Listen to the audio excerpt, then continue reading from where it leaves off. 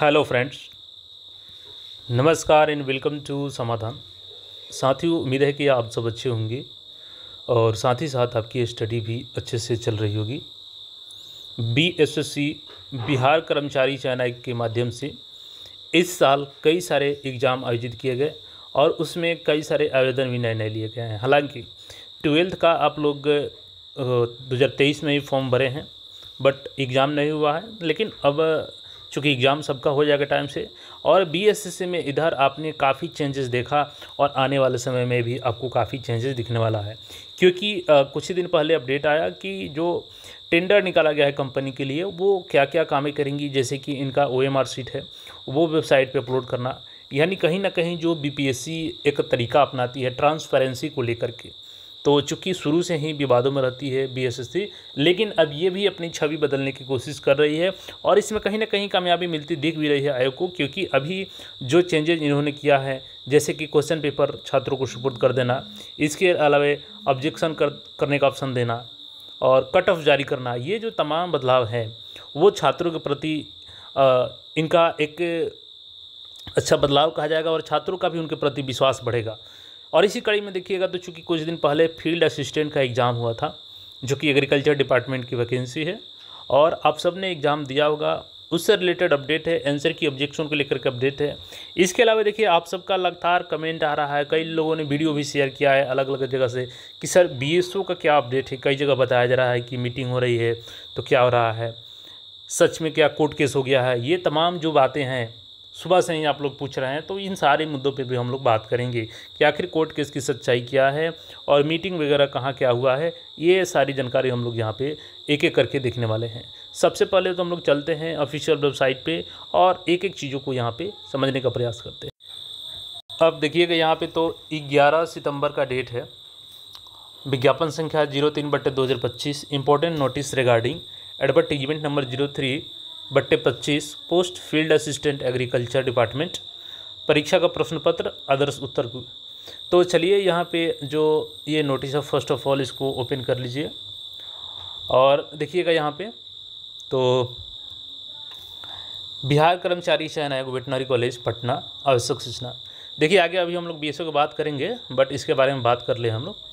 11 सितंबर 2025 का ये डेट है और विज्ञापन संख्या 03/25, कृषि निदेशालय बिहार पटना के नियंत्रणाधीन बिहार कृषि प्रक्षेत्र के अंतर्गत क्षेत्र सहायक की प्रारंभिक प्रतियोगिता परीक्षा दिनांक 10 अगस्त 2025 को आयोजित की गई। लिखित परीक्षा के प्रतियुक्त प्रश्न पत्र के सीरीज ए की प्रश्न पुस्तिका एवं उनके आदर्श उत्तर आयोग के वेबसाइट पर प्रदर्शित कर दिए गए हैं।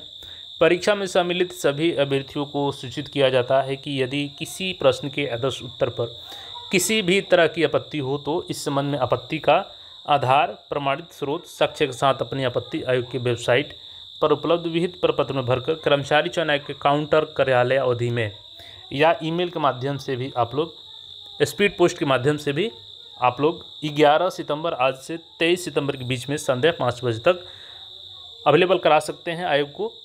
और लिफाफा के माध्यम से अगर भेजना है पोस्ट ऑफिस के माध्यम से, तो लिफाफे पर आपको परीक्षा का नाम लिखना है तथा आदर्श उत्तर के विरुद्ध आपत्ति ये लिखना है। पूरा परीक्षा का नाम लिख देना है यहाँ पे और आदर्श उत्तर के विरुद्ध, जैसे यहाँ पे आप लिख दीजिएगा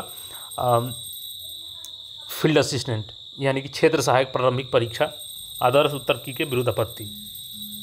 और देखिए यहाँ पे आपका जो आपत्ति का फॉर्मेट है इसी प्रिंट को करवा लेना है और यहाँ पे आपका नाम रहेगा, यहाँ पे आपका रोल नंबर रहेगा और परीक्षा का जो डेट था यहाँ पे वो रहेगा।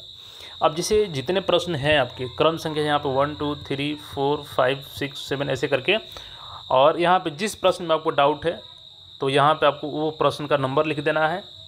सपोज आपको 20 नंबर प्रश्न में डाउट है तो यहाँ पे 20 लिखिएगा। आदर्श उत्तर जो आयोग ने उत्तर जारी किया है उसके अनुसार उत्तर क्या है और आपके द्वारा उत्तर क्या होनी चाहिए ये लिख दीजिएगा। और इसके बाद आधार क्या है आपका, एनसीईआरटी का कोई बुक है, टेक्स्ट बुक है, एससीईआरटी का बुक है, तो उसका ही साक्ष्य यहाँ पर मान्य होगा। बाकी प्राइवेट पब्लिकेशन का साक्ष्य यहाँ पर वैलिड नहीं होगा। तो यहाँ पर देखिएगा साक्ष्य तैयार किया गया उत्तर प्रारूप के पृष्ठ पर हस्ताक्षर के साथ, तो उसको साइन भी करना होगा आपको, जो प्रूफ रहेगा आपका। और यहाँ पे सारा क्वेश्चन एक एक करके डाल दीजिएगा। और यहाँ पे देखिएगा तो उम्मीदवार का नाम एवं हस्ताक्षर, तो यहाँ पे आपका सिग्नेचर जो भी है कर देना है, ठीक है। और यहाँ पे आपका डेट रहेगा और यहाँ पे आपका मोबाइल नंबर जो भी है तो लिख देना है, और इस प्रकार से आपको ऑब्जेक्शन करना है। यहाँ से देखिए ये प्रश्न भी है, तो यही प्रश्न है। अभी मैं टेलीग्राम पे डाल देता हूँ उसको, दोनों सारे नोटिस को डाल दूँगा, ऑब्जेक्शन वाले फॉर्म को भी, वहाँ से आप लोग इसको देख लीजिएगा। और यहाँ पे अदर्स उत्तर की है, तो देखिए यहाँ पे लोड हो रहा है कि काफ़ी बेहतरीन यहाँ पे दिया गया है, ऑप्शन और डिस्क्रिप्शन के साथ यहाँ पे आपका आंसर की दिया गया है। देख सकते हैं यहाँ पे बिल्कुल, जैसे कि यहाँ पे बी नंबर आंसर बताया गया है कि शांति और मैत्री संधि 1950, बी में हरिसेन। तो ये तरीके से यहाँ पे डिस्क्रिप्शन में दिया गया है। और जैसे कि यहाँ पे 28 नंबर प्रश्न देखिएगा, तो आदित्य, यहाँ पे ADITY है, आदित्य दिया गया है। और यहाँ पे जैसे 4 का बी है, और इसका उत्तर क्या है, तो अश्वमेघ याग किया। तो ये डिटेल्स डिस्क्रिप्शन भी बताए गए हैं, तो काफ़ी अच्छी पहल है आयोग के द्वारा, सराहनीय पहल है। और आगे भी आयोग ऐसे काम करते रहे ताकि छात्रों के बीच इनकी जो एक विश्वास का पात्र बन सके। अब देखिए, आप सबने वीडियो भी शेयर किया कई चैनल के, डिफरेंट चैनल पे एक ही बात को सब लोग रिपीट कर रहे हैं। देखिए होता क्या है ना कि कोई एक न्यूज़ दिया और वो न्यूज़ सही है कि नहीं है, कम से कम अपनी क्रेडिबिलिटी के आधार पे आपको करनी चाहिए, कोई भी हो। क्योंकि देखिए आप थोड़ा सा व्यू के लिए तो कर देंगे, लेकिन आपकी क्रेडिबिलिटी ख़राब होती है उससे। अब जैसे BSO का अपडेट है, आप सबको पता होगा कि चेयरमैन सर ने बताया था कि हम लोग कोशिश में हैं कि इस साल के एंड तक एक कंप्लीट एग्ज़ाम लेंगे हम लोग, बड़ी एग्ज़ाम, ठीक है। चुनाव के पहले तो कोई भी संभव नहीं है, तो जाहिर सी बात है कि दिसंबर या जनवरी में जैसे इंटर लेवल एग्ज़ाम है और BSO भी है, तो BSO भी आपका एग्ज़ाम होना है।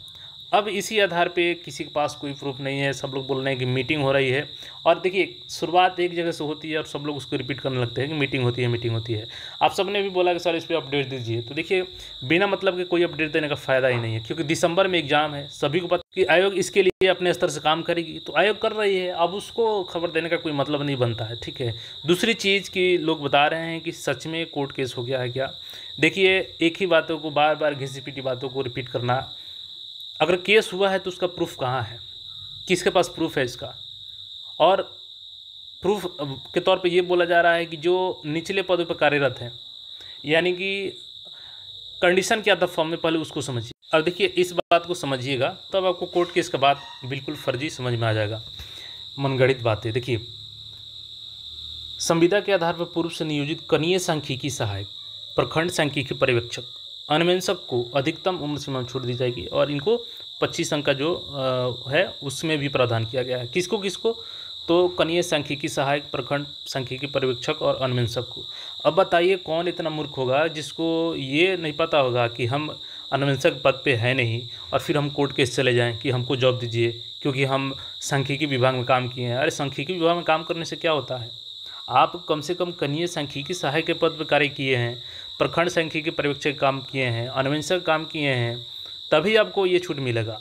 तो अपने मन से कोर्ट केस बना देना है, कुछ भी कर देना है, ये इससे छात्रों के बीच एक गलत फहमी बढ़ती है। और जो भी न्यूज़ बनाइए सही बनाइए, क्योंकि खुद आपका भी क्रेडिबिलिटी ख़राब होगा इससे।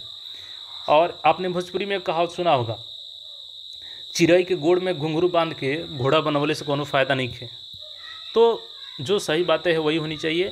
देखिए एग्ज़ाम आपका दिसंबर जनवरी में होगा, इसमें कोई डाउट नहीं है, तो आएगा अपने स्तर से काम करेगी, लेकिन अभी मीटिंग को लेकर के ऐसा कोई न्यूज़ नहीं है।